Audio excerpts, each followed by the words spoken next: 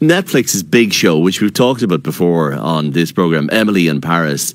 Well, shock for everyone watching, because revealed at the end of season 4 is that its lead character was heading to Rome, and it caught many viewers by surprise, almost as much surprise as the fact that I didn't realise there was a break there. Well, one Italian man who says Emily should stay in Rome is Giuseppe Crupi, director of Pinocchio Cookery School in Dublin and a friend of this programme. Giuseppe, buonasera.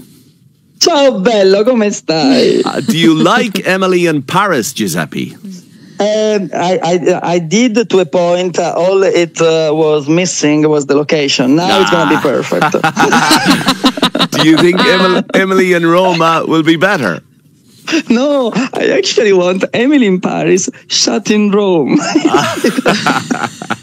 Well, I don't know, Giuseppe. I wonder, do you have to be careful what you wish for here? Because I know Emmanuel Macron is all about Emily now, but when the show first started in Paris, a lot of Parisians and French people were very put out by how they were being portrayed.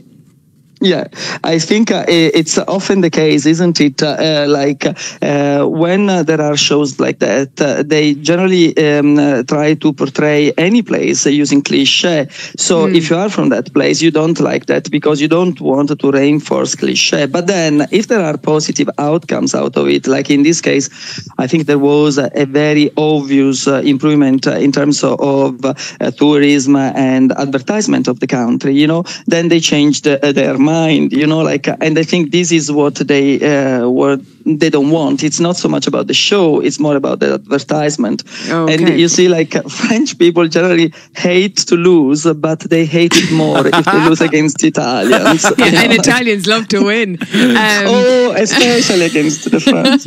No, so tell me, definitely. Now, what we saw with Emily in Paris and the characters, as you say, we see the cliches and the stereotypes, and particularly Parisians being very rude and sort of stuck up and, not understanding the Americanisms and all that. What do you think the stereotypes of people from Rome will be? What are we going to see in Rome?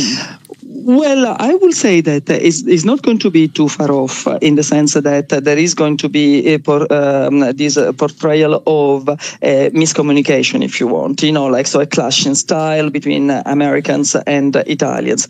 I will say that Italians wouldn't be so snooty in the characterization, so talking down, would be more kind of loud and possibly some innuendos here and there, obsession about food, loud people, you think they're angry, they're just very happy, so.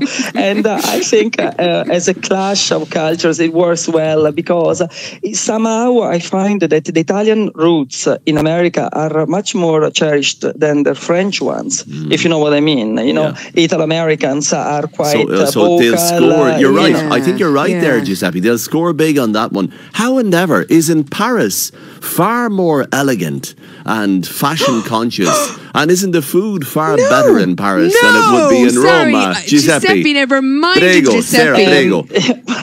Okay. No, thank you.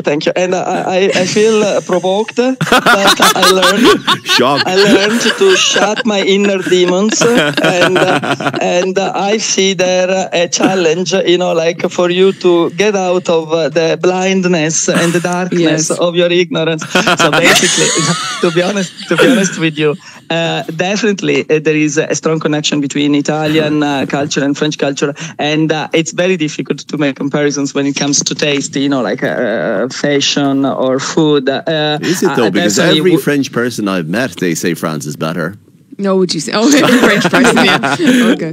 Yeah, Italians don't do that because generally when you are better, you don't need to say that, I guess. But if you feel the urge to say that, it's kind of out of a inferiority complex. But can I ask you this very finally, though? And Sarah touched on it. What do you think they should include as the essence of Italian culture if they go bring Emily to Rome? Well, if they go to Rome, I think that, have you been to Rome, Cormac? Oh yes, yeah, many times. Beautiful. I think that one thing for sure, even though we were not together when you went, is that at a certain stage, when you were in Rome, you were thinking about the past.